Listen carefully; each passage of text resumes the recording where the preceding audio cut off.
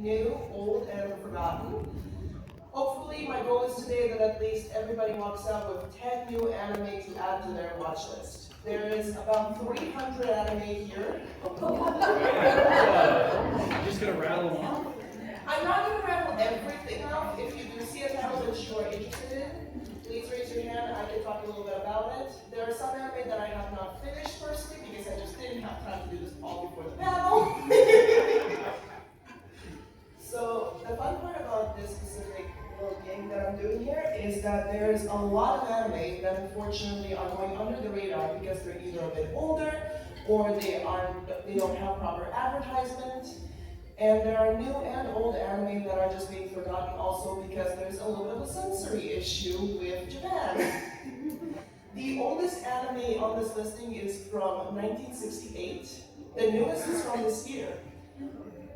If you stick around to the very end, we have a special section that somehow legally made it into this panel. Alright, so let's get started. So before I get started, I do have a couple of rules. You are allowed to take photos of the screen. I would actually highly recommend that you take photos of the screen. There are certain parts that I will absolutely say like, hey, maybe take a photo of this because there are certain things that are, I would guess, important. Filming is also allowed, photographs are allowed as long as you're not disturbing your neighbors, of course. No shutters though, please. I am horribly dyslexic, so certain things I will not be able to enunciate properly. I apologize for that in advance. And if you do have any questions, I also have ADHD, so please raise your hand so I can finish my thought, because if you yell it out, I will completely forget what I'm talking about. Alrighty, let's get started. So this is what I would say is the important note that I would suggest everybody takes pictures of. I have certain anime with these stars on them. Black one is character death, so it doesn't have to be the main character, it's just a character that people get emotionally involved with. 17 plus, so mature, so I guess more mature. Red is blood and gore. The purplish one is spicy / etchy. Orange is psychological, bright blue is sub only, and the light purple is BL / GL. Alrighty. So we're gonna start with period pieces, which is actually one of my favorites. If you actually look at the screen, we have from the top left, we have Gangster, Michiko and Hachin, The Cockpit, Kids on a Slope, With the Wind, GTO, MF Ghost, and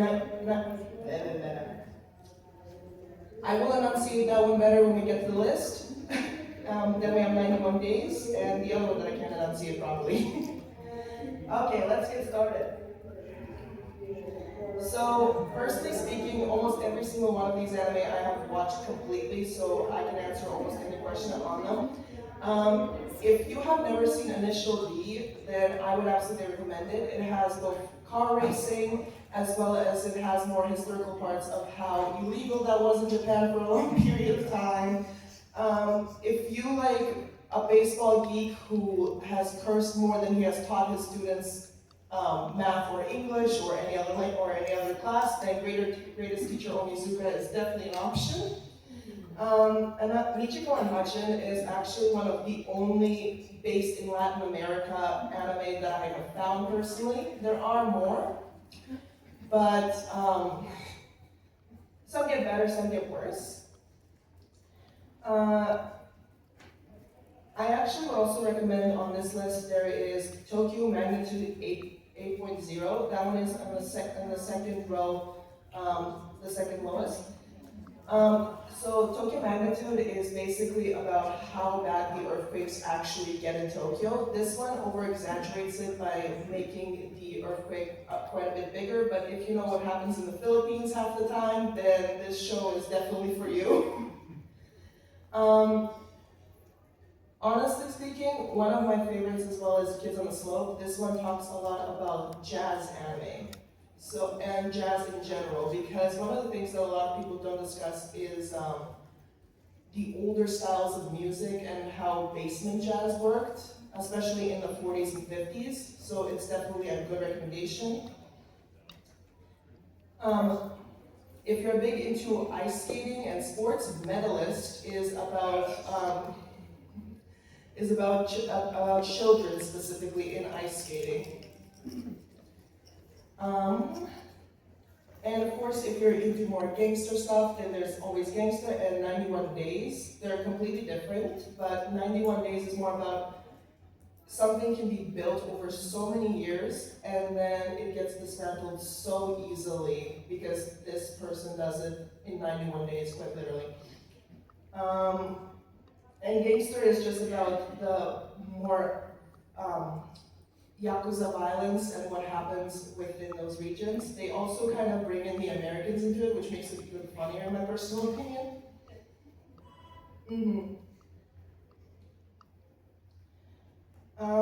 If you have any questions about that one? I was actually kind of curious about the cockpit, if you can give like a little. Sure. So the cockpit is about specifically during World War II when planes became a big thing in Japan, because their aviation program was actually pretty great at the beginning. It started failing them, especially when the Navy fell apart around 1943, I believe. I might be a bit off on the year. It shows specifically several people who were in this aviation process, and don't forget, planes were pretty new at the time. World War II was the first time we actually used planes both in warfare and actually put people fully into a cockpit with very few navigation options. Personally speaking, it's definitely a bit of a tearjerker for me.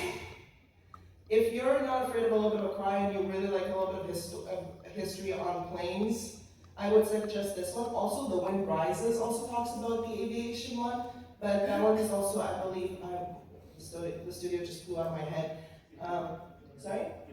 Ghibli, yes, thank you so much. I would say Wind Rises is like the softer version of the cockpit. Cockpit goes a little bit harder into it. Thank you. I was curious about Yashihashi and what it's about.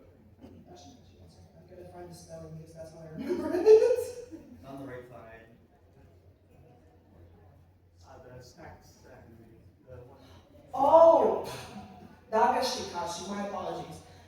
So that one is pretty hilarious actually. It talks about the history of Japanese candy.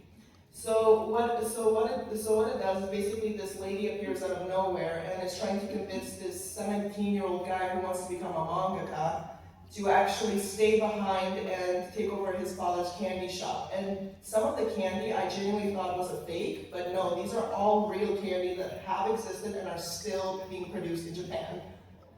Some of these are ridiculous, like I'm gonna give a little bit of a spoiler on one of them. One of them is literally a jump rope made of gummy worms that people would actually jump on and then eat. You. And I did research that one. Yes, it 100% still exists. Any more questions? Yep. Skip Beat is one of my favorite anime. I'd love to hear what you have to say about it. So it's actually one of my favorites too. Skip Beat is, it talks about specifically the entertainment industry in Japan. It is based in the earlier 2000s. I believe it was 2009 when it came out. I might be a little bit off on the year. And personally speaking, I really like the main character. She's hilarious. It's just a 16-year-old with all of her mood swings who moves to Tokyo for her rock star boyfriend, and then when he dumps her, she vows to get her revenge by becoming the greatest actress of all. And her personality is so aggressive that she scares literally everybody on her path, but she's such a good actress that she surprises everybody. It's an absolute gem, and it's absolutely hysterical. I would also, if you're a fan of a 16-year-old with volatile emotions who can act better than most adults, then I would absolutely recommend this one. Thanks. Hi. I've watched the Liar Game live action like years before. Is Yeah. the anime worth watching again? If you watch the live action, I would probably have to say no, because the live action is a little bit better in my personal opinion. What happened with the anime is that when they originally created it, people said that nothing about it made sense. So they softened it up and started telling the audience a little bit more and feeding them information in comparison to the live action that decided, you know what, let's just go balls to the wall and see what happens. I would say that the Liar Game, the anime version, is probably easier for younger audiences to digest, or for somebody who wants to like play video games while they watch the anime. Thank you for saying Mm-hmm. Alrighty, nothing else? Beautiful. Oh. Okay, so now we have historical anime. I'm actually just going to go to the next slide. So this one has a little bit less, but I've also watched all of these, so it's going to be pretty simple. One that I would like to talk about that a lot of people might know or have heard about, Rurouni Kenshin is considered one of the better samurai anime of them all, and the manga is amazing too. The only real problem with it is the mangaka who created it is a real piece of work. If you're a big fan of anime, but you cannot watch something because of the mangaka's behavior, I would not recommend this one, but I personally love the story and the way that the samurai and Bushido code is shown in this anime. Also, the main character is just a fully fleshed out human being. It feels like you're actually watching a person's life rather than a cartoon, at least in my opinion. Versailles Novara is basically an anime about the French Revolution and the death of Marie Antoinette and the life before that. Yes, it is absolutely softened a bit, and yes, they did give a lot of queer implications in that one, but the way that they told the story is still pretty accurate. And then Blue-Eyed Samurai, I'm sure a lot of people have at least heard of this one. It's on Netflix. It is the bomb, in my personal opinion. It is very gory though, and they do not shy away from blood and physical attention. So if you are not a fan of that stuff, maybe that's not for you. But I absolutely love how they show, for a lack of a better word, the racism against any form of white people at the time. Because this is based in the time where Japan closed its borders from the West completely. Like they weren't even taking things from China. They were just all on their own. And it actually shows how much of a poor decision that was, because it also shows the poverty that came with that decision, and so on and so forth. Another one that is very simple to think about is Grave of the Fireflies. I'm sure a lot of people have heard of this one as well. It's also by Studio Ghibli, and it talks about, it specifically tells the story of two kids whose father is in the Navy during World War II, and their lives is pretty much turned completely upside down because of when they start bombing that in those areas in Japan as well. Because at first, Japan was actually pretty untouched during the war, but eventually when the Americans started getting involved, Japan started getting bombed pretty hard. So it shows the situation that a lot of kids, especially country kids, were in at the time, because people in the cities were a lot safer than the country. What's another good one? From Up on the Poppy Hill talks about a sailor and his daughter.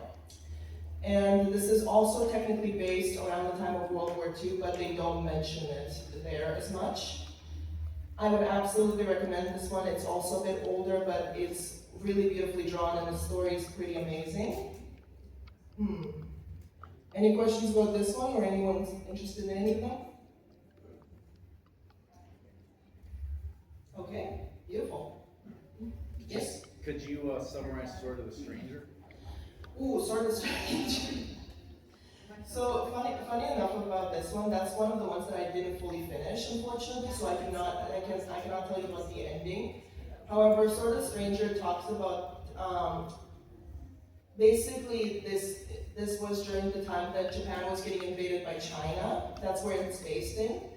And basically these Chinese foreigners come to Japan and they start building their temple, which is confusing. And this boy, who apparently had his family taken away by these Chinese strangers, hired a random samurai who is completely insane and drunk to take over to avenge his family. And the story can get bloody as well, but it's actually pretty good. I would absolutely recommend this one if you want something to watch that is historical with just a tiny bit of fiction to it. And is the setting like late 19th, early 20th century, or way back in the day? I would say that it's like late 1800s, early 1900s. Like the samurai are falling apart. They're no longer finding jobs as easily. Most of them have become ronin at this point, and most of them have taken on different jobs as fishermen, hunters, and whatever else they could find. This guy is just really determined to stay a samurai to the point that he's getting drunk every night. Okay. The next is the section that is more like sci-fi and futuristic with a hint of fantasy in it.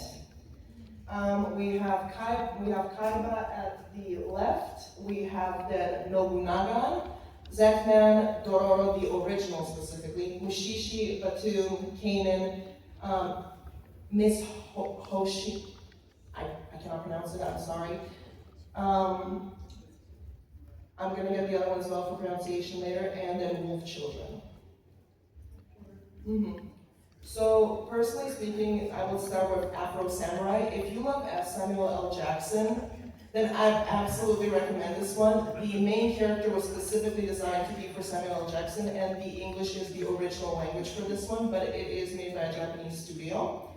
It is absolutely hilarious in my opinion, but they take basically like some African American culture, mix it in with like Japanese culture, and add in some random mecha into it. Basically, the main character is somebody who wants to be number one, and he becomes number one. He wants to be the strongest swordsman, and everybody attacks him to become number one. And it's really funny because they literally have headbands that say I'm number one or I'm number two that they fight over. Then we have Heavenly Delusions. This one is more new. The thing about it though is that it was actually barely advertised. There are people who found it and posted it online, and that's how it became a little more popular, but it was never actually properly advertised because of COVID. Heavenly Delusions is based in both the future and the past, and that's as far as I'll go because if I say anything else, I'm going to spoil the entire story. Was the anime that old? I didn't realize it was true. Sorry, Dad? I didn't realize I was that old. What is? Heavenly Delusion. Heavenly Delusions is, I believe, from 2021 originally, but I remember they re-released it around 2023, if I remember correctly, but I might be a little off with the dates. Then there's two they're not very old, they're older, and they're amazing. Claymore is an unfinished anime, but it is technically a good one.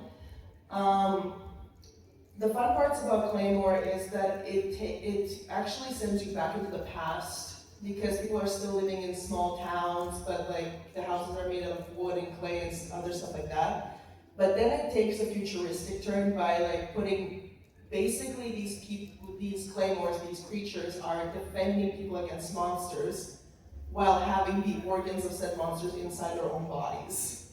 So they're basically half monsters themselves. It's not as bloody as some of the other anime on this list, but but if you have an issue with the idea of a little bit of torture, I would probably not recommend this one. Kanan is also an amazing anime that is a sleeper anime in my opinion. It's based in the Middle East, which is one of the only anime I found from the Middle East specifically. Basically, it's about these people who were tested on, and some of them have developed not exactly superpowers, but like superhuman abilities, like very, very strong sense of smell or sight or other things. One person has literally 2 appendixes for no reason. And the story actually begins really, really well. They did have to speed up the ending because the producers forced them to end the show in like 2 additional episodes. But I absolutely recommend this show for anybody who likes a little bit of psychological, not exactly horror. I would say this is more of a psychological thriller. I don't think I need to talk much about Mushishi, but From the Future World is also another sleeper anime. It also came out around the period of COVID. The first season was in 2018 though. So From the Future World is about, in the future world, Japan was split into 3 different divisions. One that believed in technology only, one developed superpowers of some kind, while the other tried to disappear from reality. Eventually, the ones with superpowers survived and won, but we're trying to figure out what happened to the other 2 groups, and the ending ties it together so well, in my personal opinion. This is a slower anime. It has 3 seasons, and it gets a little slow in the middle, but if you are big into world building, character building, and different types of pardon me, the word flew out of my head. World building, character building, and a little bit of sci-fi mixed with fantasy. This is definitely your show. I binged the whole thing in 3 days, so you can tell that I liked it.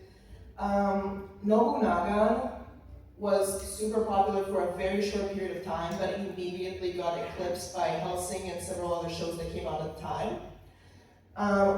The accents in the dub are amazing. I'm not kidding about it. They got everything right in that department. The fighting style is cool. The villains are a little cringy by today's standards, but they're absolutely amazing. They're basically aliens that are coming to Earth and they want to take over. And these people who have blood and reincarnated memories, or at least a couple of reincarnated memories of previous lives, such as Nobunaga, Florence Nightingale, Isaac Newton. They literally put everything in there.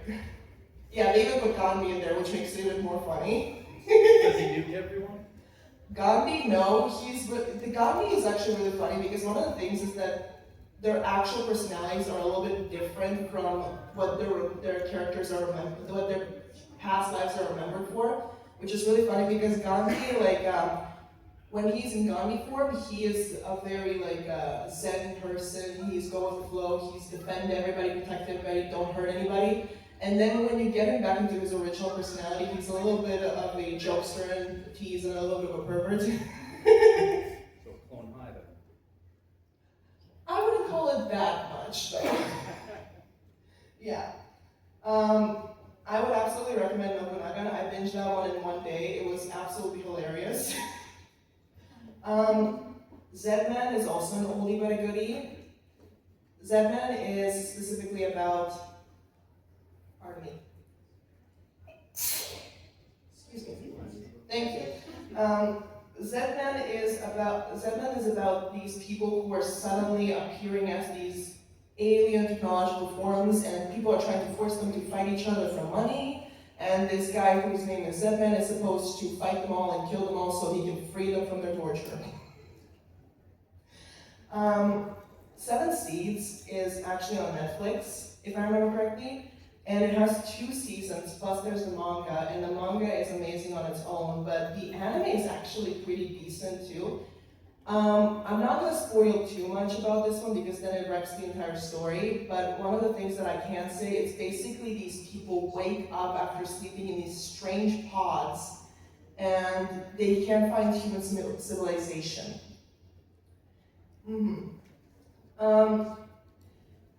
If you're a fan of Studio Ghibli as well, and you like a story about family and how family can be a bit separated because of a little bit of a supernatural ability, I would suggest Wolf Children.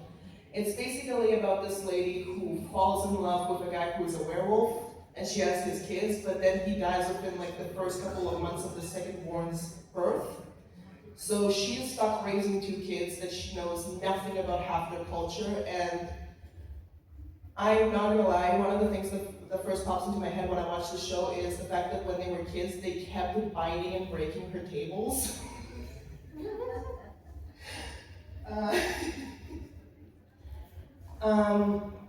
And of course, Kaiba is actually also one that is sometimes talked about, but people forget about it a lot. Kaiba delves into the idea of what if you could have whatever body you wanted, because all you have to do is place your memories, like you don't even have to dissect the brain and put it into somebody else's, you can just use a gun to take all the memories out, like books, and put them in another body.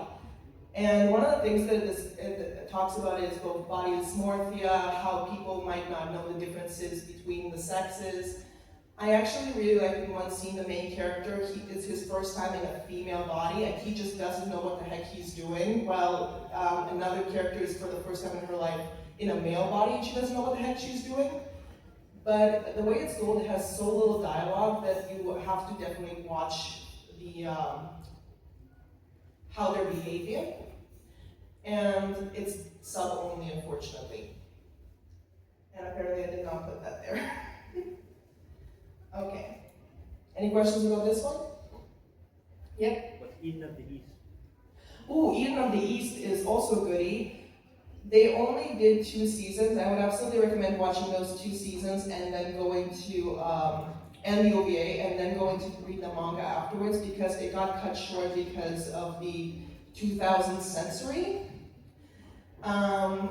So basically, it's about this person who has no memory of who he is, but he has like millions and millions of dollars and a random phone that he never owned. And he meets these people and he's trying to figure out what's going on. On the other hand, at the same time, over like 20,000 meats disappeared at the same time. Nobody knows where they went. For those of you who don't know what meats are, they're people who have not left their house in many years because they are either jobless or they have just lived in their room so long that they just can't get out, unfortunately. So like, so many people disappearing at the same time, and then this guy appearing with like a random phone with millions of dollars is just so strange. Yeah, I would absolutely recommend this show to everybody, and then the manga afterwards. I think there was a movie that was supposed to be created on that one, but again, due to censoring, they canceled it completely. There was an ad on the internet, but that one might be a fake. Any more? Yep. I wanted to ask about Gunslinger Girl. I can't hear you. I wanted to ask about Gunslinger Girl. Oh, Gunslinger Girls. Okay, so this one is a little bit psychological. It's about these people who find these random girls between the ages of 7 to 11, so before puberty, who can just shoot guns like nobody's business. They're trained to be assassins, and they have an adult, usually male handler. And each girl kind of has their own handler, and it kind of is interesting how they show it, because they have one guy who just feels so much guilt for forcing a little girl to kill, while there's another guy who's completely like desensitized and kind of almost hates the girl for being a better shot than him. There's another guy who like treats her well, but he's a little bit of a scumbag. It's more of a show, I would say, about human guilt and how far humanity will go to get certain weapons or tools, to the point that they use little girls. There's nothing inappropriate in that show outside of blood, so I would absolutely recommend this one if you like a little bit of the question of how far can humanity go. The manga is also pretty decent, so like after you finish, I would just watch the show first and then read the manga afterwards, because the manga, at least in my opinion, the first couple of chapters confused the living hell out of me, and the anime kind of cleared that out for me. Anything else? Beautiful. Okay. Next, we have the fantasy section. Okay, so Shaman King is another really good sleeper anime. It's a bit older as well. So it's basically about all these people who are shamans, when the main character is a shaman, of course, himself, and they're trying to out-shaman each other in a way, but they also threw in the classic 2000s and 2010s like inappropriate and stupid behavior into it. So it becomes a little funny. Yona of the Dawn is been talked about again because people are speculating there's finally going to be a season 2 coming out. Honestly speaking, I would say watch season 1 and then read the books. Yona of the Dawn is about this girl who was a princess until very recently, and then her own, technically not exactly betrothed, but sort of is betrothed cousin decides to kill her father and tries to kill her. And now she's learning how to use the bow, and she's collecting dragon spawns to help her fight her cousin. Grim Variations is also really, really good. I would absolutely recommend this one to people who want both parodies and original stories.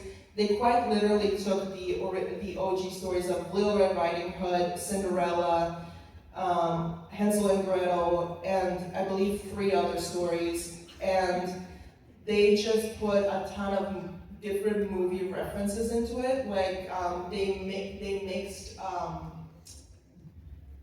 they kind of mixed the Little Red Riding Hood one with both Hansel and Gretel, not Hansel and Gretel, with both a little bit of the Matrix, a little bit of the Wolf of Wall Street, and several other movies. They even put American Psycho references in there. And that's all one episode that is, I believe, 40 minutes. So like, if you want seven episodes that are each 40 minutes of OG stories mixed with interesting parodies that are genuinely amazing in my opinion, I would absolutely recommend it. The Red Riding Hood one is my favorite. I believe it's episode 2. I would honestly, even if you don't want to watch every single episode, I would recommend that specific episode myself because that's the most memorable one in my head. A Terrified Teacher at Ghoul School. That one is hilarious. This is basically about this guy who just came out of student teacher. He's just becoming a teacher, and they somehow randomly put him in a ghoul school. He has never seen ghouls in his life, didn't know they existed until this, and now he's horrified because he's a teeny tiny fleshy human in a room full of creatures that can probably eat him. The show is more of a comedy, but it's absolutely hysterical. The Unwanted Undead Adventure is also an interesting one. I have never seen the fantasy genre in anime used like this specifically personally. Maybe I'm just not finding the right anime. But it's basically about this guy who dies in a dungeon and comes back as a skeleton, and now he's trying to evolve into a creature that is more humanoid so that he can live among humans. The story is actually pretty interesting. I'm kind of amazed at how easily it grabbed my interest after episode 1. I would absolutely recommend if you get past episode 2, you will be hooked. Alligator 84, I did not finish this anime before coming to this panel, unfortunately. I would absolutely recommend it to people who like fantasy mixed with a little bit of sci-fi and mecha. And I will not spoil anymore because that changes the entire story for everyone if you do know more. Toriko is an oldie. It's from the 1980s. It's basically about this guy who is superpowered, super strong, super talented, and he's doing all of this just to hunt down incredibly expensive and dangerous ingredients so that he can eat delicious food prepared by his friend, the chef. I believe the show has, at the very least, 54 episodes that are properly dubbed. And then the rest are subbed or fan dubbed. Raven of the Inner Palace is also a very good one. If you loved Apothecary Diaries, you will absolutely love this anime. It is a little more fantasy and it is based more in a different period in China than Apothecary Diaries, but it is absolutely great, and I wouldn't suggest spoiling any more of that. Oh, and then there's Clevitus. That one, I already see some people's reactions. Clevitus is not afraid to go into the nitty-gritty, the blood, the fantasy, the horrors of, how should I explain this? The main character goes for stuff that basically the ReZero shows, but he somehow takes it mentally better. A little bit, I would say. Any more questions about this slide? Okay, yes. Why did you put Demon King Daimao up there, or Daimao? So this was actually a recommendation from a friend. Oh. I wasn't 100% sure about this one, but they swore up and down to me that this would be a good recommendation for people. I'm not 100% sure about this one. I watched episode 1 only. Yep. I wanted to ask about Panda Pirate Princess. Ooh, so basically, Pirate Princess is about this woman who she does have technically some descendants to royalty. Technically, it came out during COVID, and she's basically just like a super popular pirate in her adventures. I would personally recommend watching this one blind as well. A lot of these I would recommend watching blind. Any more questions? Beautiful. Then we have the isekai genre. I tried to pick the least cooked ones of them all. Okay. So, Hack is actually considered one of the first isekais to be properly animated and dubbed. It is definitely one of the OG isekais. It is from the 1980s and it definitely shows. Some of the humor might be a little outdated, but I personally still recommend it. I was definitely laughing my behind off throughout that show because of how cringy it can be sometimes. Then there is Brave Story. I think this is a show for all ages. I would recommend it to even children. It's basically about this person who gets transported to a world where most of the creatures around him are half animal, half human, and it's about his adventures in trying to get back home. Isekai Oji-san or Isekai Uncle is hilarious. Every single episode have you practically wheezing on the floor. It's about this guy who was hit by a truck 17 years ago, fell into a coma, lived in apparently this isekai life, and came back as a 1-year-old person. And he's just, first of all, he's just so outdated. He does not know how things work. He's obsessed with the Sony games to the point that, sorry? Sega, thank you so much. With the Sega game, like the Sega station, to the point that he's willing to do literally anything for it to win, and he's so heartbroken when it doesn't. And he literally just shows he uses his magic to show his nephew his travels throughout the isekai world, which is, the misunderstandings this guy goes through absolutely are mind-boggling, but they're hilarious to watch. He's the definition of somebody who is oblivious. Drifters, this one was on a Netflix special one too. It technically doesn't even have a manga or a book to it. It was specifically created as an anime, and then later some people created some other stuff for it.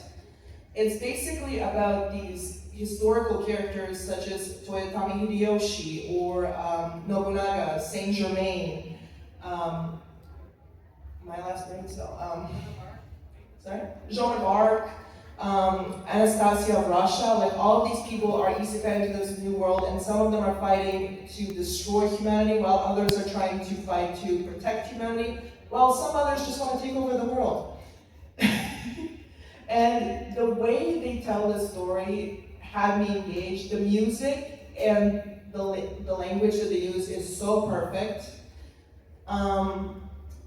They literally, Drifters was definitely a show that they expected to become bigger, but for some reason it did not become as big as it should have, because it absolutely deserves more love, in my personal opinion. It is bloody. They do not shy away from showing you murder there. So I would recommend watching that one. No Game, No Life. I'm surprised it ended up on this list too. It's really popular, but at the same time, I actually noticed that a lot of younger people do not know what No Game, No Life is. I know, I'm amazed too. No Game, No Life is about these two siblings that are so good at games to the point that they've won everything. They're the best in the world in every game you can possibly imagine. Both of them in their own respective fields are geniuses, but they're both neats. Both of them are so comfortable with the idea of leaving their own room, to the point that when they're sent to this new world, at first they're super excited to play games, but then when reality hits that they actually might have to be separated from each other for even like 15 minutes, there's just like absolute mental torture on both sides. I don't think I need to talk much about that one. Frankly, I think everybody has at least heard of this one a little bit. I would please suggest, though, please watch the anime, the episodic. The movie, I feel like it's great, but it should not be your first watch. Then there is Sonny Boy. Technically, some people might question if this one is an isekai, but the thing is that they travel through so many worlds throughout the whole thing to the point that it is considered an isekai. And then there's the 12 Kingdoms, which is one of the oldest ones on this list. Technically, the manga was written in the 70s, if I remember correctly, or started out in the 70s.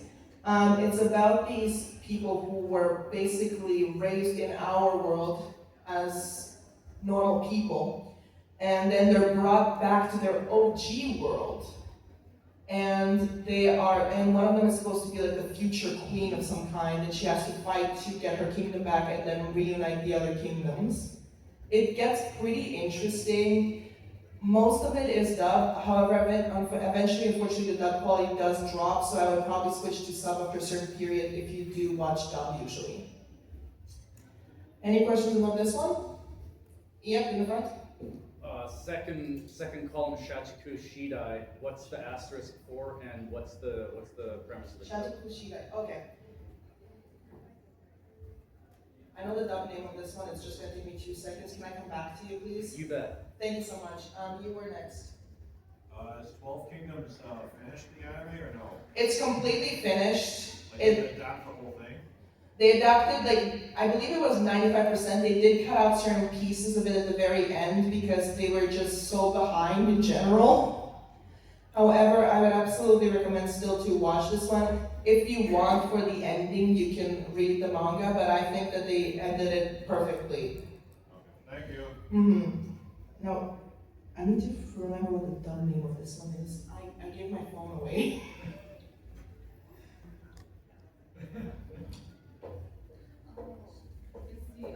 Bean counter. Sorry? Bean counter. Bean counter, oh my god. Okay, bean counter. So this one basically is about a person who was raised in a situation where he did not have the best finances, and he becomes a financial bro, and then he gets accidentally isekai with the actual hero scientist into this world. And he starts taking over their finances, and it's actually really hilarious to watch because he pretty much dismantles so much stuff in there while also fixing a lot of their problems. He also has no supernatural abilities of any kind, which is why it's hard for him to live in this world. So he has the great general of one of the Third Order assist him from time to time with controlling the magic within his body from the food he eats and from the air he breathes there. It is a BL technically, if that helps.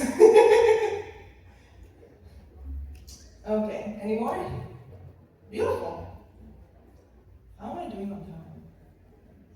About 15 minutes. What? About 15 minutes. Oh shit. I'm behind. We'll get a little bit faster. If you have questions, I'll do them at the end now because I am behind. Next is the comedy section, and it has the second oldest anime on it. So we have Norakuro. This one is an oldie. It's about this, basically I think he's a dog. He's just a character who, this show's from the 1970s, and he basically just goes on adventures around Japan. It's actually pretty fun to watch. It's technically considered a children's show, but I would recommend it for all ages. Bobo. If you do not know what this show is, I will be amazed. You have had to have at least heard about it a little bit. The main character is absolutely hysterical on his own, but the side cast makes it even funnier. Goku-sen, it's basically about this mafia lady who decides to become a teacher, and her work life and personal life just bleed together in the funniest ways possible. Nanbaka, or Idiots of Numbers, is my #1 recommendation for the comedy section. It's basically about these guys who are technically in the most secure prison in the world because they're professional jailbreakers. And my god, they're so smart, but they're so stupid, and it's hilarious to watch. Murai in Love and Romantic Killer are also on this list because I would call them anti-romances. They're so funny. Romantic Killer makes fun of the trope of the video game love story, while Murai Lab makes fun of age gap relationships in the perfect ways, and the main character just absolutely cracks me up. And then, here's the thing, most anime will have at least one male pervert. What if I told you there's an anime where there's a female pervert who is even worse than all of them put together because her imagination is just completely fried? Let me introduce to you Ao-chan Can't Study. Ao-chan Can't Study is about this girl who is raised by a professional pornographic writer, and she's been reading his stuff from the very beginning, and her mind is absolutely fried. She can't talk to women, she can't talk to men, she can't talk to anybody because all she thinks about is sexual content. And then she's placed in a position where she might be romantically involved with a guy, and her misunderstandings are hysterical. If you like something a little more raunchy, it is the funniest thing on earth, and I would actually recommend the dub over the sub for this one. Okay. Next we have based on video games. So anime went for this period of advertising video games by making anime versions of video games. 18 If is about these people who fall into sleeping beauty syndrome, which is when they fall asleep and they just can't wake up. And this guy is tasked with going into the dream world and helping them out of getting out of the dreams. The video game is amazing, the anime is great. Gungrave is considered one of the best in the world, at least according to Reddit, in terms of being a video game made into an anime. If you like Hellsing, if you like Blood Blockade Battlefront, if you like Black Blood Brothers, you will absolutely enjoy Gungrave. Uma Musume is actually on this list for the same reason. It is also considered amazing. God Eater, I was flabbergasted because I did not expect what came out of this show, and I will keep it to that. Dramatical Murder, I would recommend that you watch the anime, but if you're under the age of 18, please do not play the video game. It is a BL, and it is technically considered an eroge in terms of the game. 11 Eyes is also a lot older in comparison to the other things on this list. I believe it is from the 1990s, and I would actually recommend you play the video game first and then watch the anime, because when I played the video game, personally got really confused, so the anime cleared up some misunderstandings for me. Okay, next we have the horror section, which is my personal favorite. So, a lot of people will absolutely hate on King's Game, and I disagree with that personally. I think it is amazing, especially for a show created by originally a hentai studio. It was 100% a hentai studio, and King's Game was their first ever anime that wasn't a hentai. And it definitely shows, but it is absolutely amazing. I would not recommend this for anybody under the age of 18 though. Pet Shop of Horrors is one of the OGs of horror in my opinion. It's about these people who come in looking for something, and he gives them animals that fit what they wish for.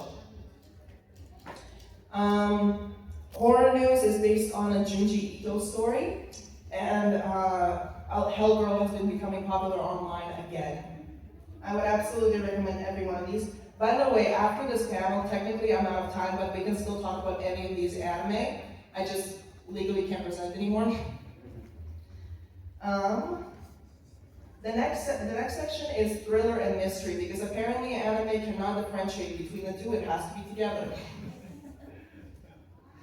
Okay, so one that actually surprised me on this list is Babylon. I feel like it should have been more popular than it actually is. It's confusing as hell, and that's the beauty of it.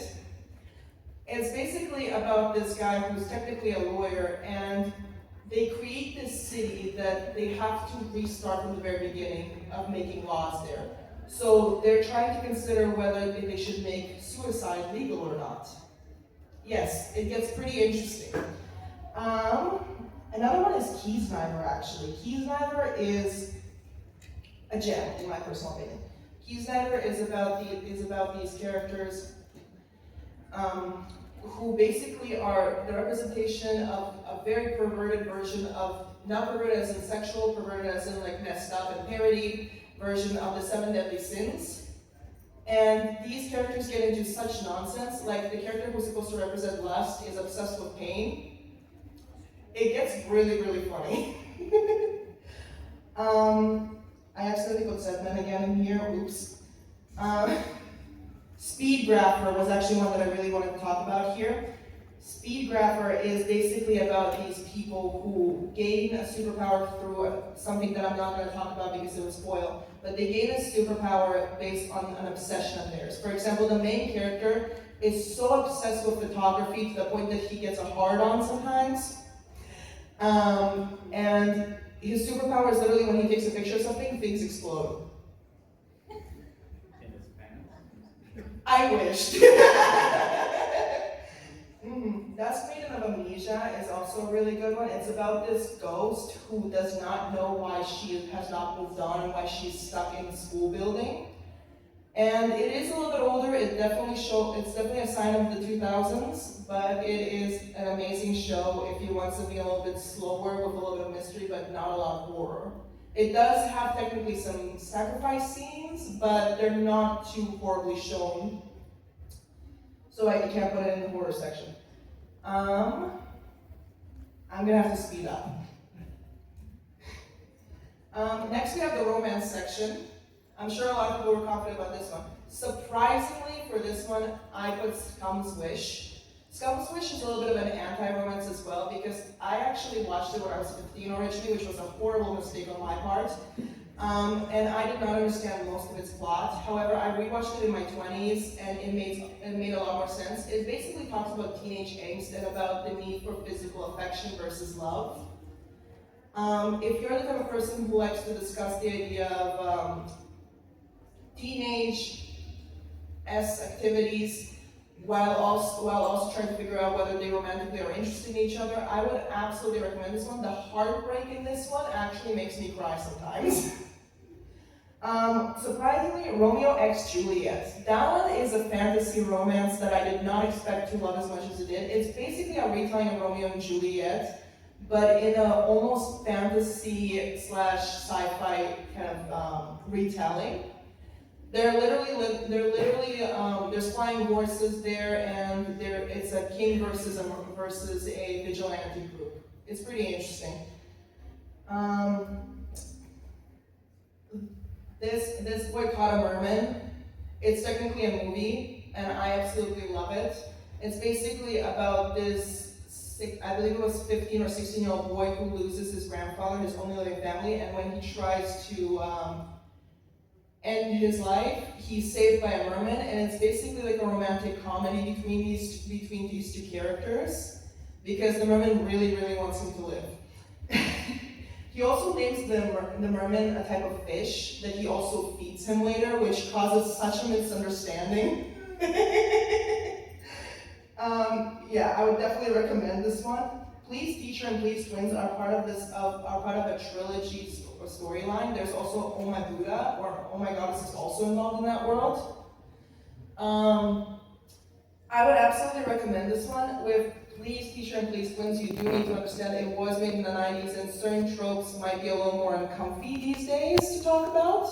For example, the fact that there's a teacher-student relationship and there's a perhaps sibling relationship going on. They're not actually siblings though, so take it as you will. Alrighty. And then we got to the top. I'm gonna do questions at the very end because I'm literally at the end of my time. I'm gonna have my laptop open still, so like if you want to talk, we can. It's just I need to end this presentation. Cursed material section. If you are under 18, I would not suggest staying for this section at all. Not only is some of it is comedy based, some of it is sexually based, some of it is just pure unadulterated horror for God knows what reason.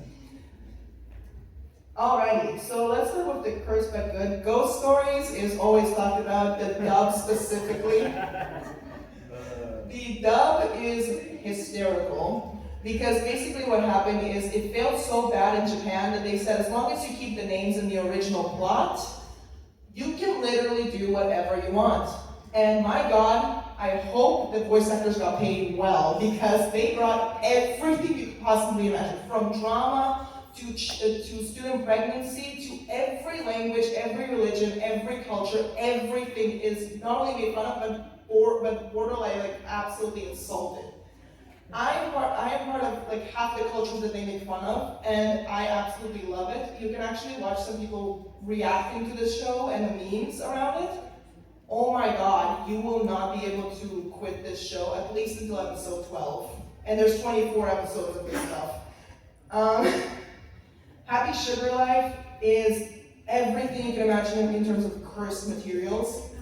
From inappropriate behavior. Basically, the writer wanted to talk about the pedo actions in Japan, and he made a whole anime about it. All of the relationships in this one is completely uncomfortable, and that's the point. So if you're watching this and hoping for something sweet, there is nothing sweet about this show.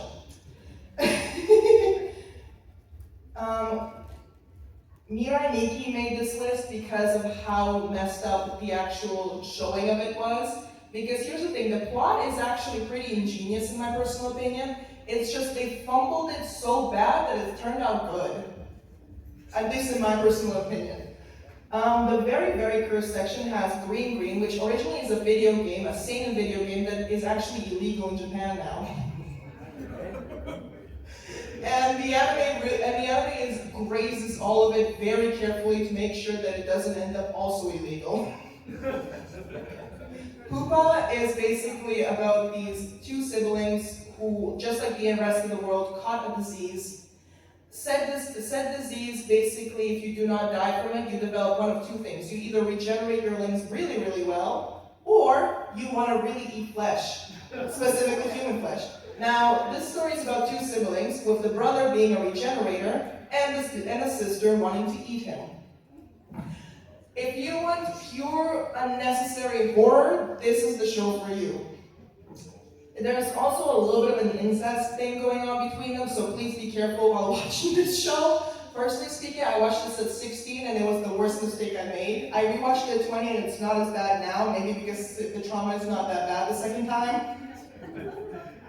What a low rated anime like like 0 to 10 average on all listening sites. And finally, I'm going to talk about the one that I was actually most excited for. Fun fact for you guys, hentai, the original meaning for hentai means to pervert or dismantle something or destroy something. And nothing explains it better than anime rama. Anime rama is basically a guy in 1968 basically said, I don't like how we're censoring Japan, and I think we should talk about people's kinky and inappropriate behavior more often, and also we want to pervert history.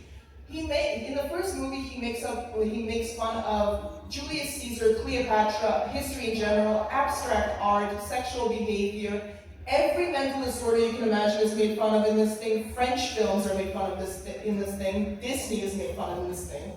Everything is parodied perfectly. And there's 3 movies of this thing.